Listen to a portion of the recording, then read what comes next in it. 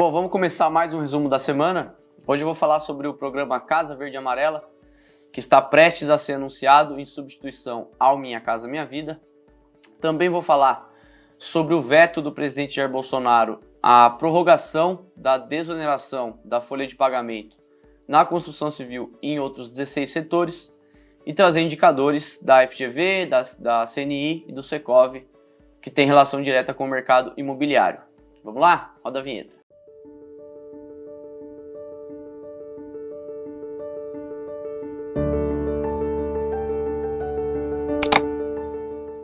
Bom, o governo federal deve anunciar nos próximos dias o programa substituto ao Minha Casa Minha Vida, que deve se chamar Casa Verde e Amarela. Vai se chamar Casa Verde e Amarela, de acordo com o Rogério Marinho. A declaração foi dada inicialmente na live semanal realizada pelo presidente Jair Bolsonaro. Ele sempre realiza lives em suas redes sociais nas quintas-feiras. E na live da semana passada, o convidado, quem estava na live, era justamente o ministro do Desenvolvimento Regional. O Rogério Marinho é a pasta responsável pela habitação social aqui no Brasil, e ele afirmou que está prestes a sair a Casa Verde e Amarela. Essa declaração foi confirmada na sexta-feira, no dia seguinte, portanto, numa entrevista exclusiva ao Valor Econômico. Principais pontos de mudança no novo programa são 3. Primeiro, regularização fundiária de pelo menos 10 milhões de moradias, de 10 a 12 milhões de moradias que atualmente não têm escritura pública. A regularização, embora seja de responsabilidade das prefeituras, vai contar com auxílio através de diretrizes e metodologia informadas pelo Ministério do Desenvolvimento Regional. O Marinho destacou que outro ponto que deve ser favorável para que essa iniciativa seja bem sucedida é que um imóvel que tem escritura pública se valoriza entre 40% a 60%. Então ele está bem confiante de que esse ponto vai ser bem possível de ser aplicado.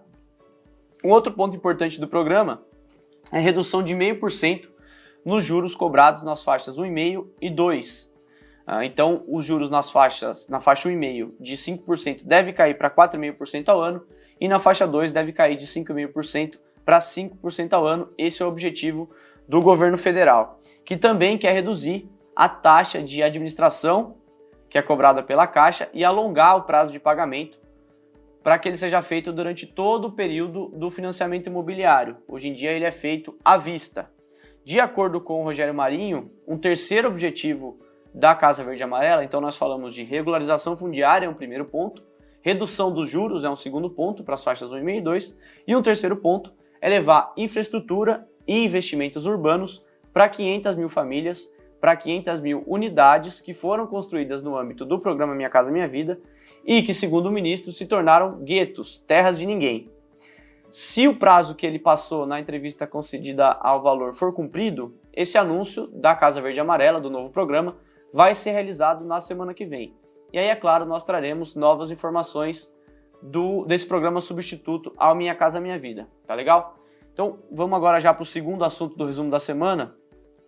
O presidente Jair Bolsonaro sancionou o projeto de lei de conversão número 15 de 2020, ratificando então a medida provisória 936, que ficou conhecida como o Programa Emergencial de Manutenção do Emprego e da Renda. Apenas para relembrar, a MP 936 possibilita a suspensão dos contratos de trabalho por 60 dias e redução proporcional da jornada e do salário por 90 dias, sendo que no caso da redução, o governo vai pagar o percentual que foi reduzido e que o trabalhador receberia pelo seguro-desemprego. Por exemplo, se a construtora, por exemplo, reduzir jornada e salário em 50%, o trabalhador recebe do Ministério da Economia, do governo federal, 50% do que receberia no seguro-desemprego. Em relação aos prazos, houve uma mudança no projeto de lei de conversão em relação ao que se tinha na medida provisória, ao texto original da MP 936. Agora, tanto a suspensão do contrato de trabalho quanto a redução proporcional de jornada e de salário podem ser prorrogadas por mais de 60 e 90 dias, respectivamente, mediante decreto presidencial, enquanto durar o estado de calamidade pública. Então essa é uma mudança interessante e isso deve ocorrer, porque de acordo com o estudo da Instituição Fiscal Independente do Senado, esse programa emergencial de manutenção do emprego e da renda já preservou 11 milhões de empregos, de postos de trabalho formal até esse momento, desde que entrou em vigor em abril. Então, se por um lado o pagamento dos auxílios aos trabalhadores onera os cofres públicos, por outro lado, esse programa mantém as pessoas empregadas, então mantém as famílias com renda e também elimina ou reduz despesas do governo federal com pagamentos do seguro-desemprego até o final do ano. Para as construtoras, porém, esses não são os pontos mais importantes desse projeto de lei de conversão. Isso porque o Bolsonaro, quando sancionou esse texto, esse PL, vetou, a pedido do ministro Paulo Guedes, a prorrogação da desoneração da folha de pagamento para 17 setores, incluindo a construção civil. Dessa forma, a desoneração permanece somente até o dia 31 de dezembro de 2020. O Congresso havia incluído essa prorrogação até o final de 2021. Isso foi vetado, então, pelo presidente Jair Bolsonaro quando sancionou a lei. O que acontece na prática? As construtoras vão voltar a pagar a contribuição previdenciária patronal, que é 20% do INSS sobre a folha. Então, a partir de janeiro de 2021, volta essa contribuição previdenciária patronal, termina a desoneração sobre a folha de pagamento.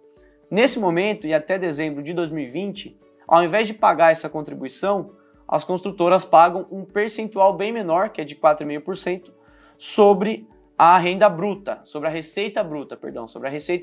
Então essa vai ser a diferença, é isso que vai mudar com esse veto do presidente Jair Bolsonaro.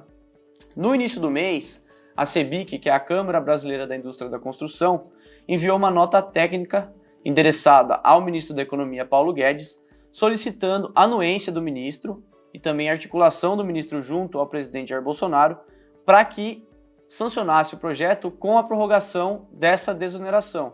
Mas, como eu já disse, o pedido não foi atendido.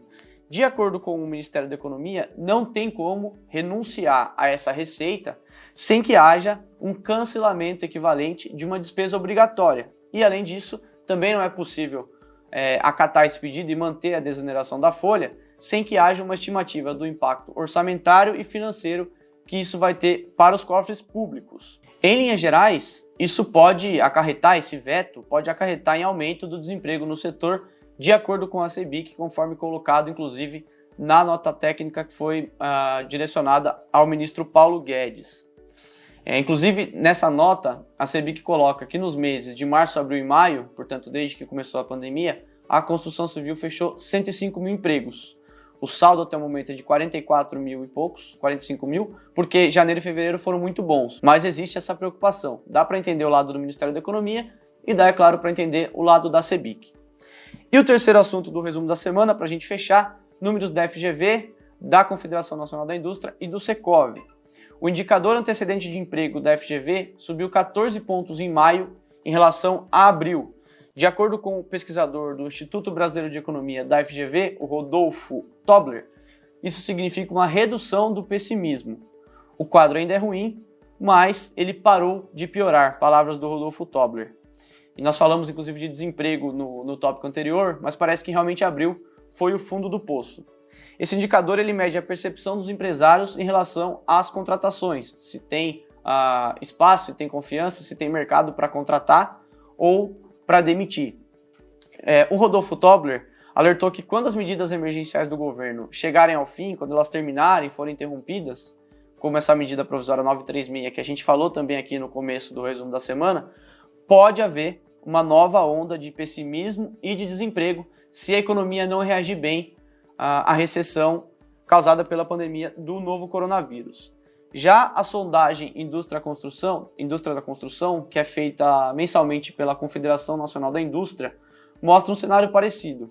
Os níveis de atividade e de emprego continuaram caindo no mês de maio, mas no ritmo menor do que em abril, então desacelerou essa queda nos níveis de atividade e nos níveis de emprego. Já a utilização da capacidade operacional subiu de 50% para 53% de abril para maio, mas ainda segue abaixo do que estava no início do ano, quando era de 60%. E, finalmente, a pesquisa mensal do mercado imobiliário do Secov, que analisa oferta e demanda na região metropolitana de São Paulo, mostra que entre abril e maio houve um aumento de 25% nas vendas de imóveis, mas esses números foram ainda 26% menores do que em maio de 2019. Recados finais. Inscreva-se no canal da Smarts no YouTube, clica no sininho de notificação para receber aviso de novos vídeos. Siga a Smarts no Spotify, Smarts Brasil, nas redes sociais, @SmartsBR, LinkedIn, Facebook, Instagram e Twitter. Cadastre-se na nossa newsletter semanal, enviada nas noites de domingo, com o resumo dos conteúdos da semana. Finalmente, conheça e assine o Smarts Play, a plataforma exclusiva de vídeos da Smarts para o mercado imobiliário. Tá legal? A gente se vê na próxima edição do resumo da semana. Um abraço.